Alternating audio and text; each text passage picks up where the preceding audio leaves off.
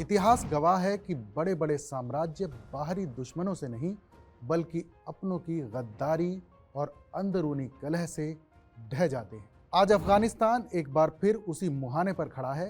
20 साल तक दुनिया की सुपर पावर अमेरिका से लड़ने वाला तालिबान आज खुद अपने ही साए से डर रहा है। एक लीक हुए ऑडियो टेप ने काबुल से लेकर कंधार तक हड़कंप मचा दिया है। क्या अफगानिस्तान में फिर से गृह युद्ध शुरू होने वाला है? लीक हुए ऑडियो टेप का सच, सुप्रीम लीडर का डर। अफगानिस्तान की पहाड़ियों में एक कहावत है, जब घर में आग लगती है तो उसे बुझाना पड़ोसी की आग बुझाने से ज्यादा मुश्किल होती। ये बात आज तालिबान के सुप्रीम लीडर हिबतुल्ला अखुंदजादा पर सटीक बैठ रही है। हाल ही में एक इन्वेस्टिगेटिव रिपोर्ट ने दुनिया के सामने एक ऐसा सच रखा है जिसे तालिबान अब तक छिपाता आ रहा है। बीबीसी की रिपोर्ट के मुताबिक जनवरी 2025 की एक रिकॉर्डिंग सामने आई है। जगह थी कंधार का एक मदरसा। वहां मौजूद थे तालिबान के सबसे वफादार लड़ाके और बोलने वाला कोई और नहीं बल्कि खुद तालिबान के सुप्रीम लीडर हिबतुल्ला अखुंदजादा। उस भाषण में जीत का जश्न नहीं था बल्कि हार का डर था। अखुंदजादा ने साफ लफ्ज़ों में कहा, बाहरी दुश्मनों से हमें कोई खतरा नहीं है, खतरा हमारे अंदर छिपे लोगों से है। उन्होंने चेतावनी दी कि अगर ये आपसी बंटवारा नहीं रुका तो अमीरात ढह जाएगा और ख़त्म हो जाएगा। अखुंदजादा की अब तक सिर्फ 2 ही तस्वीरें दुनिया ने देखी हैं और उन्हीं में से एक आप स्क्रीन पर देख रहे हैं। लेकिन जिस चेहरे को कोई नहीं देख पाता, उसकी आवाज़ में इतना खौफ क्यों है? दरअसल ये डर बेबुनियाद नहीं है, ये इशारा है उस गहरी खाई की तरफ जो पाटने से भी नहीं पट रही। कंधार हाउस बनाम काबुल का गुट, 2 विचार 2 तलवारें। इस झगड़े को समझने के लिए हमें अफगानिस्तान के नक्शे को 2 हिस्सों में देखना होगा। बीबीसी की रिपोर्ट के मुताबिक एक इनसाइडर ने बताया कि ये लड़ाई अब कंधार हाउस बनाम काबुल बन चुकी है। पहला गुट है कंधार का गुट। इसका नेतृत्व खुद हिबतुल्ला अखुंदजादा कर रहे हैं। ये गुट पूरी तरह से पुराने कट्टरपंथी और दुनिया से कटे हुए इस्लाम की वकालत करता है। ये वो लोग हैं जो आज भी पुरानी मानसिकता में जी रहे हैं। इनके लिए लड़कियों की पढ़ाई गलत है, मॉडर्न दुनिया से रिश्ता रखना गुनाह है। अखुंदजादा कंधार में बैठकर फरमान जारी करते हैं और चाहते हैं कि पूरी सरकार उनके इशारों पर नाचे। दूसरा गुट है काबुल का गुट, जिसका चेहरा है तालिबान सरकार के गृह मंत्री सिराजुद्दीन हक्कानी और मुल्ला याकूब यानी तालिबान संस्थापक मुल्ला उमर के बेटे। ये गुट भी कट्टरपंथी है लेकिन ये व्यवहारिक यानी प्रैग्मेटिक है। ये लोग काबुल में बैठे हैं, दुनिया के डिप्लोमेट्स से मिलते हैं। ये गुट चाहता है कि अगर राज करना है तो दुनिया के साथ चलना होगा, अर्थव्यवस्था सुधारनी होगी और लड़कियों को कम से कम प्राइमरी शिक्षा देनी होगी ताकि अफगानिस्तान को अंतर्राष्ट्रीय मदद मिल सके। हक्कानी का खुला विद्रोह और बदलती तस्वीर। अफगानिस्तान की ये लड़ाई अब बंद कमरों से बाहर आ चुकी है। सिराजुद्दीन हक्कानी जो कभी अमेरिका की हिट लिस्ट में सबसे ऊपर थे, अब अखुंदजादा के तानाशाही रवैये पर सवाल उठा रहे हैं। तालिबान एक्सपर्ट और मशहूर किताब Taliban militant Islam, oil and fundamentalism in central Asia के लेखक अहमद रशीद ने बहुत पहले लिखा था कि तालिबान कभी भी एक अखंड संगठन नहीं था। ये अलग अलग कबीलों का एक ढीला गठबंधन है। आज वही कबीले एक दूसरे के सामने हैं। 2021 में अमेरिका के जाने के 6 महीने बाद हक्कानी पहली बार दुनिया के सामने आए। काबुल में पुलिस के एक कार्यक्रम में उन्होंने अपना चेहरा दिखाया। न्यूयॉर्क टाइम्स ने 2024 में उनसे इंटरव्यू किया और पूछा कि क्या वो अफगानिस्तान के बदलाव की उम्मीद है।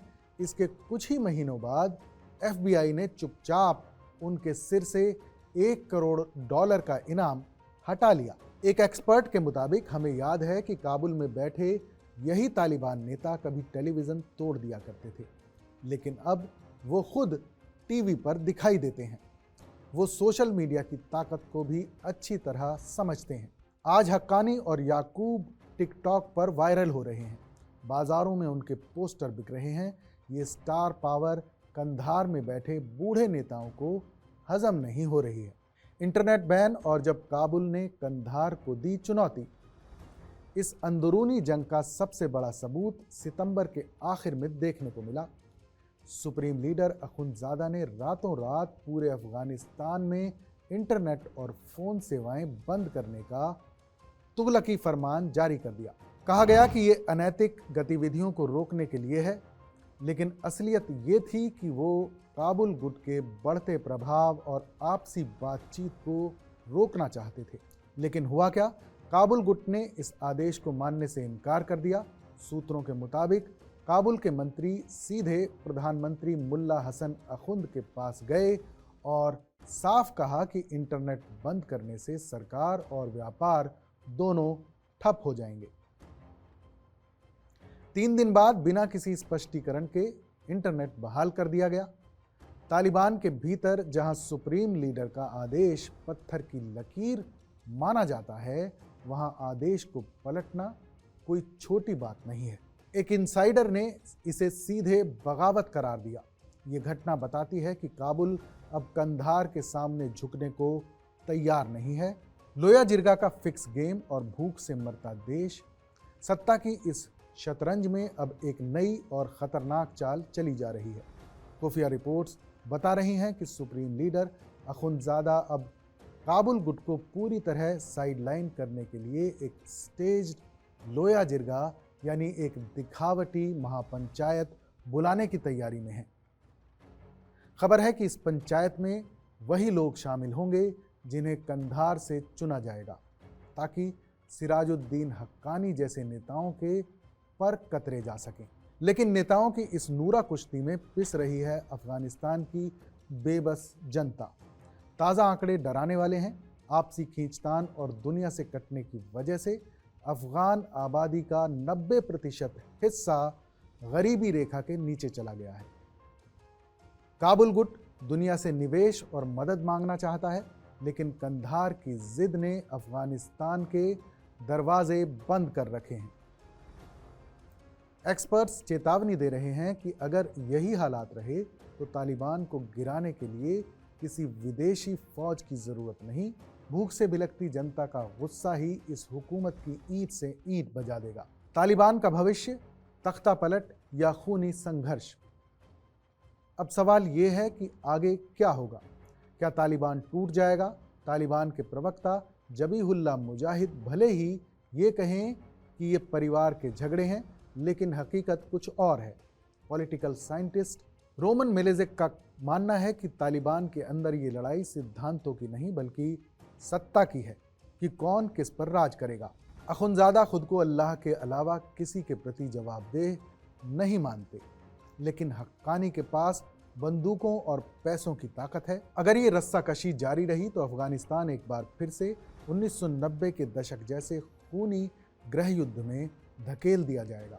इस बार लड़ाई अमेरिका या रूस से नहीं बल्कि तालिबान बनाम तालिबान होगी, और इसका खामियाजा भुगतेगी वहाँ की आम जनता जो पहले ही भूख और गरीबी से मर रही है। तालिबान पर सत्ता का नशा और अंत की शुरुआत। अंत में बात सिर्फ इतनी है कि बंदूक के दम पर सत्ता हासिल करना आसान है, लेकिन उसे चलाना बहुत मुश्किल। जिस अमीरात को बनाने में तालिबान ने दशकों लगा दिए, उसे गिराने के लिए कोई बाहरी दुश्मन नहीं बल्कि उनका अपना ही अहंकार काफ़ी है। ये हक्कानी अखुंदजादा का तख्ता पलट देंगे। क्या हक्कानी अखुंदजादा का तख्ता पलट देंगे? इस पर हमारी नज़र बनी रहेगी क्लियर कट में। फ़िलहाल बस इतना ही। अगर आपको हमारा ये विश्लेषण पसंद आया हो तो इस वीडियो को लाइक, शेयर और सब्सक्राइब ज़रूर करें। कमेंट में अपनी राय भी डालें और देश और दुनिया की तमाम बड़ी खबरों के लिए देखते रहें TV9 डिजिटल।